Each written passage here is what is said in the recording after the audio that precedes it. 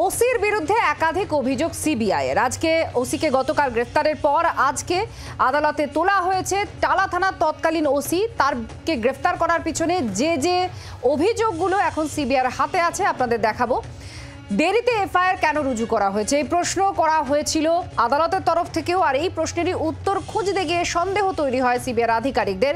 এটা তাদেরও এই উত্তর খোঁজার একটা চেষ্টা তারা করছেন, আর সেজন্যই গ্রেফতারির অন্যতম কারণ হিসেবে এটাকেও দেখানো হয়েছে। ঘটনাস্থল কর্ডন করা হয়নি, অর্থাৎ যে জায়গা ক্রাইম সিন বলা হচ্ছে সেটাকে ঘেরা হয়নি।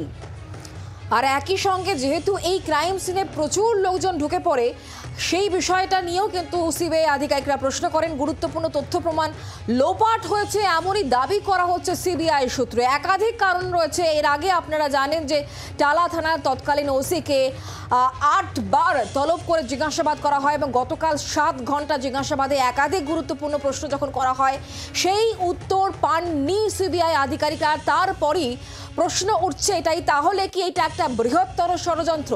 কাউকে কি আড়াল করার চেষ্টা করা হচ্ছে? কারো কথাই কি টালা থানার ওসি এটা করেছিলেন? এই সমস্ত প্রশ্নের উত্তর খুঁজতেই তাকে সিবিআই নিজেদের হেফাজতে চাইবে। ইতিমধ্যেই শিয়ালদা আদালতে পেশ করা হয়েছে টালা থানার তৎকালীন ওসি অভিজিৎ মণ্ডলকে। এবং যেখানে খুব আরও বেশ কিছু ঘটনা যেখানে এই অভিযোগের তালিকায় রয়েছে, সেটা হচ্ছে পোস্টমর্টম। নির্যাতিতা তরুণী ডাক্তারের যে পোস্টমর্টম করা হয়েছে তার সময়টা নিয়ে প্রশ্ন সুপ্রিম কোর্টে উঠেছিল, কারণ সূর্যাস্তের পর আমাদের দেশে পোস্টমর্টম হয় না, অর্থাৎ ময়নাতদন্ত হয় না। কিন্তু এক্ষেত্রে সেই সময়ই করা হয়েছিল, সূর্যাস্তের পরেই পোস্টমর্টম করার হয়। এটা কেন এই ধরনের সিদ্ধান্ত নেওয়া হয়েছিল, এই প্রশ্নের উত্তরও খুঁজছেন তদন্তকারীরা। একই সঙ্গে তদন্তকারীরা যেটা বলছেন যে 8 বার তলব করা হয়েছে অভিজিৎ মণ্ডলকে, সেই 8 বার তলবে যে সমস্ত প্রশ্ন তারা করেছেন, যে উত্তর তারা পেয়েছেন, তাতে সিবিআইয়ের আধিকারিকরা তারা বলছেন যেটা সম্পূর্ণ মিসলিড করা হয়েছে তদন্তকারীদের। প্রায় মাসখানেক তদন্তের পর বড় ব্রেকথ্রু। আর্থিক অনিয়মের পর এবার ধর্ষণ এবং খুন কাণ্ডেও গ্রেফতার করা হলো সন্দীপ ঘোষকে, এবং সন্দীপ ঘোষকে আজই আদালতে পেশ করা হয়। তদন্তকে বিপথে চালিত করার অভিযোগ রয়েছে আরজি করের প্রাক্তন অধ্যক্ষের বিরুদ্ধে। এই গুরুতর অভিযোগ আনা হচ্ছে। এফআইআরে কেন এত দেরি করা হলো? তথ্য প্রমাণ লোপাটের অভিযোগ একই সঙ্গে আনা হয়েছে। টালা থানার ওসিকেও কিন্তু গ্রেফতার করা হয়েছে, আপনারা জানেন। তাকেও ইতিমধ্যে কিন্তু শিয়ালদা আদালতে তোলা হয়েছে। একাধিক গুরুত্বপূর্ণ প্রশ্নের উত্তর পেতে চাইছেন সিবিআই আধিকারিকরা, এবং সে কারণে এই দুই গ্রেফতারি অত্যন্ত গুরুত্বপূর্ণ বলেই মনে করা হচ্ছে। এখনো পর্যন্ত সঞ্জয় রায়, সন্দীপ ঘোষ এবং অভিজিৎ মণ্ডল, এই 3 জনকেই ধর্ষণ ও খুনের ঘটনায় গ্রেফতার করা হলো। একজনের সরাসরি যোগ এবং বাকি 2 জনের ক্ষেত্রে কিন্তু ষড়যন্ত্র, তথ্য প্রমাণ লোপাট সহ আরও একাধিক গুরুতর অভিযোগে গ্রেফতার করা হয়েছে। সন্দীপ ঘোষকে গ্রেফতারির ক্ষেত্রে আপনাদের 2-1টা তথ্য আমরা একটু যোগ করে বলবো। তার কারণ সন্দীপ ঘোষ সিবিআইয়ের হেফাজতে ছিলই, দুর্নীতির মামলায় তাকে গ্রেফতার করেছিল সিবিআই। আর সিবিআই হেফাজতে থাকাকালীন তাকে যেহেতু খুন আর ধর্ষণের মামলাতেও গ্রেফতার করতে চায় সিবিআই, তার জন্য আদালতে একটা আবেদনপত্র জমা দিতে হয়েছিল সিবিআই। কারণ সেখানেই তারা যে অভিযোগগুলোর উল্লেখ করেছেন সেগুলো আপনাদের দেখাচ্ছি। এক হচ্ছে কেন দেরি করা হয় মৃত্যু ঘোষণা করতে, সন্দীপ ঘোষের বিরুদ্ধে এই অভিযোগ রয়েছে এবং ইচ্ছাকৃতভাবেই এই দেরিটা করা হয়েছে এবং অন্যদের সঙ্গে যুক্ত হয়েই এই পুরো বিষয়টা তিনি আড়াল করার চেষ্টা করেছেন। এগুলোই আবেদনপত্রে, অভিযোগের আবেদনপত্রে রয়েছে। মূল অভিযুক্ত সহ যদি কেউ যুক্ত থাকে তাহলে অভিযুক্তদের আড়াল করার জন্য ইচ্ছাকৃতভাবে ষড়যন্ত্র করে চিকিৎসককে মৃত ঘোষণা করেছেন দেরিতে। এই সমস্ত অভিযোগগুলো কিন্তু সিবিআই আদালতে দেয়, আর তারপর তাকে গ্রেফতারের সিদ্ধান্ত নেওয়া হয় আরজি করের খুন ধর্ষণ মামলায়। আমরা বিষয় নিয়ে আরো জানবো, কথা বলবো। বিক্রম এই মুহূর্তে আমাদের সঙ্গে রয়েছেন, আমাদের প্রতিনিধি বিক্রম। একটু জানার চেষ্টা করবো, এটাই সন্দীপ ঘোষের বিরুদ্ধে নির্দিষ্ট অভিযোগ রয়েছে। এর আগে দুর্নীতি মামলায় তাকে গ্রেফতার করা হয়, আর এবার সরাসরি আমরা জানি চিকিৎসকে খুন ও ধর্ষণের ঘটনায় তথ্য প্রমাণ লোপাট, ষড়যন্ত্র, বৃহত্তর একটা পরিকল্পনা, এই সমস্ত অভিযোগকে মাথায় রেখে তাকে গ্রেফতার করা হলো। ঠিক কোন কোন অভিযোগের ভিত্তিতে একটু স্পষ্ট করে জানবো, কোন কোন অভিযোগের ভিত্তিতে আরজি করের প্রাক্তন অধ্যক্ষকে এই মামলাতেও সিবিআই হেফাজতে পেতে চাইছে? দেখো, সবার আগে তোমার এই বিষয়টা জানাবো, ইতিমধ্যেই শুনানি কিন্তু শুরু হয়ে গিয়েছে, যেখানে আমরা জানি যে গতকাল অভিজিৎ মণ্ডল কলকাতা পুলিশের টালা থানার ওসি, তাকে গ্রেফতার করা হয় আর.জি. কর মেডিকেল কলেজ হাসপাতালে চিকিৎসক খুন ও ধর্ষণের মামলায়। এবং তার বিরুদ্ধে যেটা মূল অভিযোগ সিবিআইয়ের, তা হলো একদিকে যেরকম ক্রাইম সিন অফ ক্রাইম সেটাকে ডিস্টর্ট করা হয়েছে, তার সঙ্গে সঙ্গে এভিডেন্স ট্যাম্পার করা হয়েছে, এমনটা কিন্তু অভিযোগ করা হয়েছে সরাসরি এই ওসির বিরুদ্ধে সিবিআইয়ের তরফ থেকে। এবং তার সঙ্গে সঙ্গে যেটা বলা হচ্ছে, দেরি করে এফআইআর করা হয়েছে। কেন দেরি করে এফআইআর করা হলো, এর সদুত্তর কিন্তু তার কাছ থেকে চাওয়া হয়েছিল, কিন্তু কোনো রকম সদুত্তর পাওয়া যায়নি, এমনটাই কিন্তু সিবিআইয়ের তরফ থেকে অভিযোগ করা হয়। সিবিআই সূত্রে আমরা যেটা জানতে পারছি, আজকের যখন সিবিআইয়ের তরফ থেকে তাদের আইনজীবী সাবমিশন করছে, সেখানে কিন্তু মারাত্মক অভিযোগ আনছেন সিবিআই তদন্তকারী আধিকারিক থেকে শুরু করে সিবিআইয়ের আইনজীবী।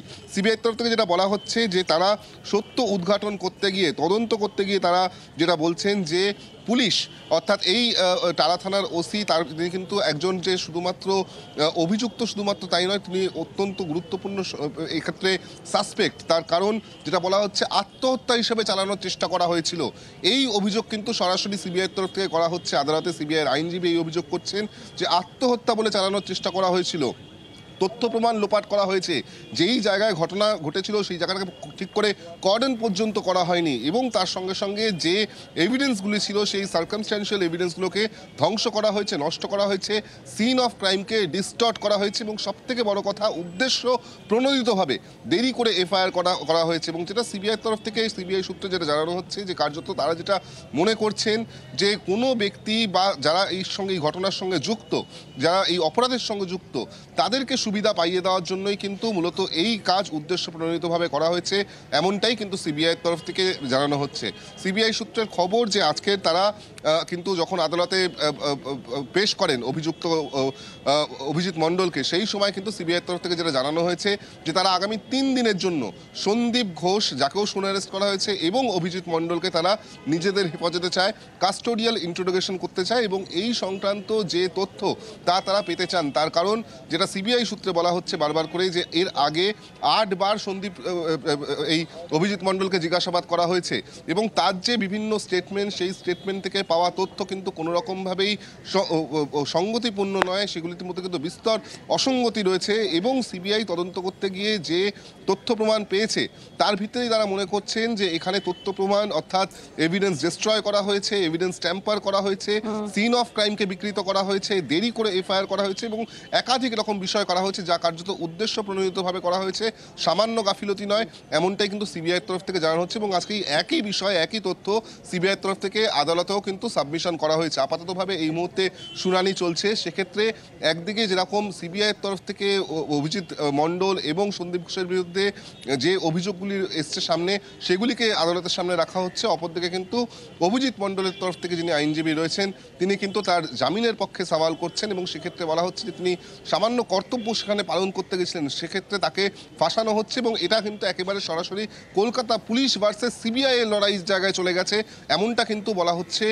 কিন্তু এখানে তো বিক্রম, এটা তো খুব গুরুত্বপূর্ণ একটা, যেহেতু আইনজীবীর ক্ষেত্রে বলা হচ্ছে, যেটা কলকাতা পুলিশ বনাম সিবিআই হয়ে গিয়েছে এই লড়াইটা, আদালতে দাঁড়িয়ে তিনি এই অভিযোগটা করছেন অভিজিৎ মণ্ডলের আইনজীবী। এটাকে কিভাবে দেখা যেতে পারে? কারণ এটা একটা ক্রাইম হয়েছে, অপরাধ হয়েছে, সেখানে অভিযোগ সিবিআইয়ের হাতে কিছু এসেছে, তারা কোর্টকে সেটা দেখিয়েওছে, তারপরে গ্রেফতার করা বা কোর্টকে তুলে ধরছে। এখানেতে এই অভিযোগটার কত গুরুত্ব থাকে? কারণ এখানে তো স্বয়ং সিবিআই বনাম কলকাতা পুলিশের লড়াইয়ের কথা বলা হচ্ছে।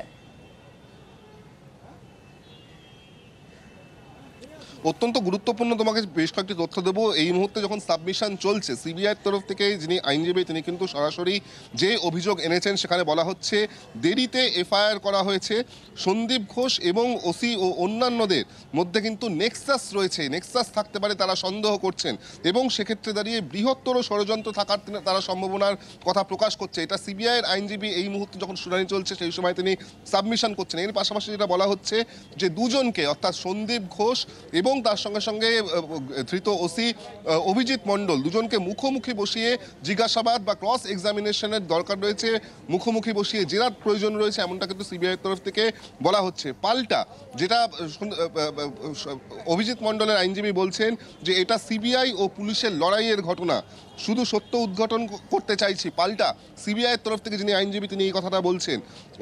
এছাড়াও যেটা সিবিআইয়ের তরফ থেকে একবারে সাবমিশন করে বলা হচ্ছে যে উনি শুধু ওসি নয়, উনি একজন সন্দেহভাজন অভিযুক্ত। সরাসরি ওসি টালা অভিজিৎ মণ্ডলের বিরুদ্ধে কিন্তু এমনই অভিযোগ আনছেন সিবিআই তদন্তকারী আধিকারিকরা। তার সঙ্গে সঙ্গে যেটা বলা হচ্ছে কোনো ষড়যন্ত্র হয়ে থাকলে সেটা উদ্ঘাটন করার জন্য কিন্তু কাস্টোডিয়াল ইন্টারোগেশনের প্রয়োজন রয়েছে, কারণ এর আগেও বারবার জিজ্ঞাসাবাদ করা হয়েছিল অভিজিৎ মণ্ডলকে, তাকে জিজ্ঞাসাবাদ করে সদুত্তর পাওয়া যায়নি, মিসলিডিং স্টেটমেন্টস পাওয়া গেছে, এমনটা কিন্তু অভিযোগ করা হচ্ছে সিবিআই তরফ থেকে। সিবিআই বলছে যে হেফাজতে চায় অর্থাৎ কাস্টোডিয়াল ইন্টারোগেশনের প্রয়োজন রয়েছে। সেই সময় কিন্তু বিচারক কার্যত বলেন যে তার মতে 63/2 বিএনএস এটা কিন্তু জামিনযোগ্য অপরাধ। এক্ষেত্রে দাঁড়িয়ে সিবিআই কি বক্তব্য রয়েছে?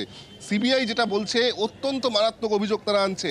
সিবিআই বলছে এনারা গোটা ঘটনাকে আত্মহত্যা বলে চালানোর চেষ্টা করেছিল। এই অভিযোগ কিন্তু সরাসরি সিবিআইয়ের আইনজীবী তিনি আদালতে দাঁড়িয়ে করছেন, এবং যেখানে বলা হচ্ছে যে একজন মহিলার ধর্ষণ ও খুন হয় সেখানে কিন্তু যে সতর্কতার সঙ্গে তথ্য সংগ্রহ থেকে শুরু করে তদন্তর প্রয়োজন ছিল তা কিন্তু এক্ষেত্রে করা হয়নি, এমনটা সরাসরি সিবিআইয়ের তরফ থেকে আদালতে বলা হচ্ছে। এবং যেটা বলা হচ্ছে মারাত্মক অভিযোগ আনা হচ্ছে ইচ্ছাকৃতভাবে অন্যদের ঘটনাস্থলে ঢুকতে দেওয়া হয়েছিল কিনা তাও জানা দরকার রয়েছে, এবং সেই কারণে কিন্তু এই কাস্টোডিয়াল ইন্টারোগেশনের প্রয়োজন, এমনটা সিবিআইয়ের তরফ থেকে সাবমিশন করে বলা হচ্ছে।